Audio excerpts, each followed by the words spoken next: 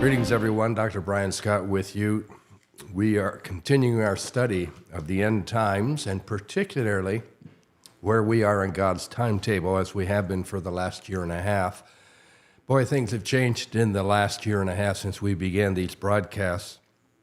We're in the second week of November here in 2023, and it's about a month ago that the Hamas terrorist group out of Gaza invaded the southern part of Israel and attacked the Jewish people there, slaughtering them by the hundreds, and absolutely the most hideous, destructive treatment of people that you could ever expect. Well, we're talking about the end times, and that's part of the end times. And today we're continuing a study we began a few days ago on some of the changes occurring in our society that are leading towards end time events. And most times these things go unnoticed or unrecognized, and I thought it would be helpful to us to take a look at some of these concepts because they point out to us that we are getting closer and closer to what they call the Great Reset or one world government type operations. Today I want to take a look at what's happening in the corporate world and the fact that major corporations not only operate within the United States now, but they operate around the world. They're national. They're international. They might even operate on Mars. I'm not sure.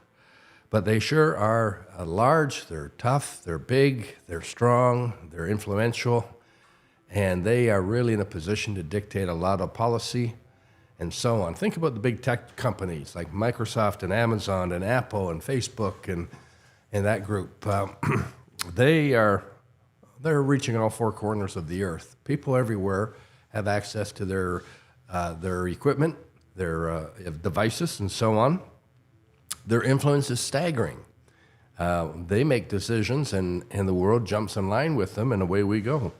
So we could say that as each new device comes on the market, another level of control seems to be established in favor of these companies.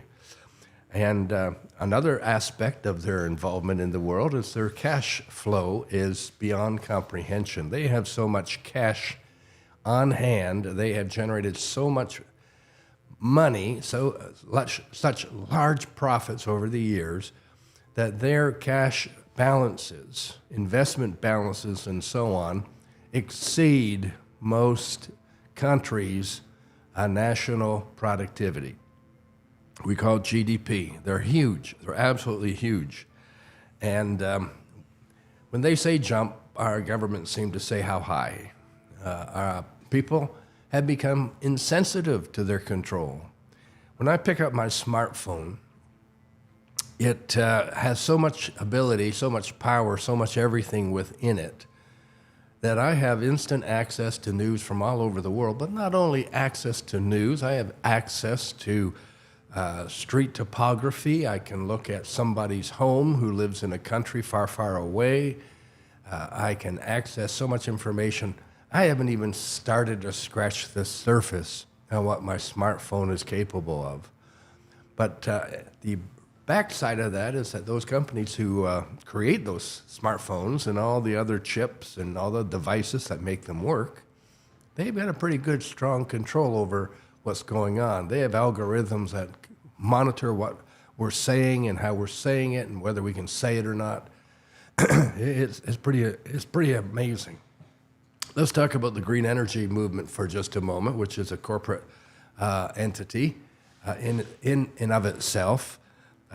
We have a bandwagon, like get on the bandwagon with the green energy movement.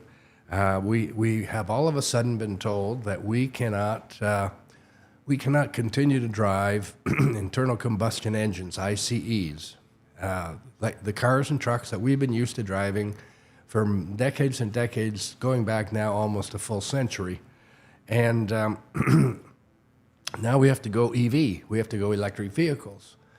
And so with an electric vehicle, we're going to save the planet. And so everybody's jumping on this bandwagon. We have all kinds of programs now for turning everything into electric. And what I can't figure out is sooner or later someone's going to come to the understanding that You got to produce electricity to have electric everything. And to produce electricity is going to take some kind of fuel to drive it. In addition to that, when it comes to EVs, the cars, you got to have batteries to drive these cars. Now, I'm not an expert in this field. I don't intend to be or hold myself out as an expert. But it seems pretty straightforward to me that you've got to produce batteries, all kinds of them. And you've got to have raw materials to produce those batteries. Now, here in southern Ontario, we have committed as a country, as a nation, and as a province to funding huge amounts of funds to 2 battery plants that are being developed by car makers. The one closest to me is going to be in the vicinity of a $13 billion contribution by our government, which means I'm paying for it, and so are all the other Canadians. They say it will pay for itself in 5 years, but the more accurate statement shows they're only going to scratch the surface on repayment in the first 5 years. But the point I'm getting at is this.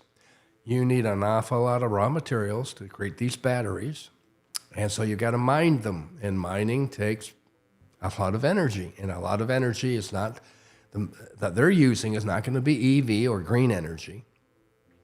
And now we have the environmentalists. They're protesting against the development of the mines that will produce the natural materials necessary to create a lithium-powered battery. So they want EVs. They've protested until they got their way with that. And maybe that's an overstatement, but really, it's kind of frustrating from a consumer's point of view to see this thing going off the rails without anyone paying attention. In fact, the other day, someone posted on Facebook an invoice for the replacement of the battery in their EV car, which was one of the first Chevrolet EVs sold.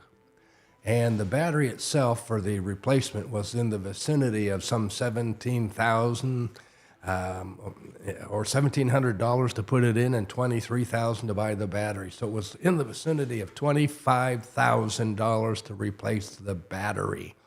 Who's thinking about that down the road? Well, these corporations have tremendous clout, and they say, we're going to do this if you support us. We won't do it unless you support us. You've got to financially commit to us. You've got to go along with us. And so you and I have budgets. And we maintain budgets, and we spend what we can afford to spend, and hopefully we don't go over that. And as a result, we're the only ones who are paying any attention to our own budget. The governments just say, oh, yeah, what is it you need? 2 billion, 10 billion, 22 billion, 35 billion? We'll do that for you. I'm not necessarily opposed to this. That's not my point. My point is simply this. Corporations have a lot of sway. And this sway is leading us to their way of life and to the governments all coming into line with this and the companies coming into line with this. All of it smacks of the one world government that the devil is training the Antichrist to rule over. This is about end times. All we're examining is what's going on in the world that show us we're getting closer to end times. And these corporate juggernauts, we're excited about them. We love going to the gas station to get gas and to the grocery stores to get groceries and to the home builder market to get supplies. But all I'm getting at is this.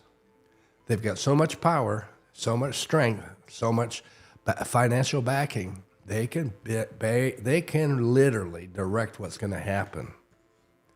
And that's outside of our hands. They're not elected. They just simply continue to make a input their footprints all over our life. Why? Because it's a forerunner of the one world government that the Antichrist wants to rule and reign over. I've got some more for you tomorrow, and I look forward to seeing you then. Thanks for joining us today. Bye for now.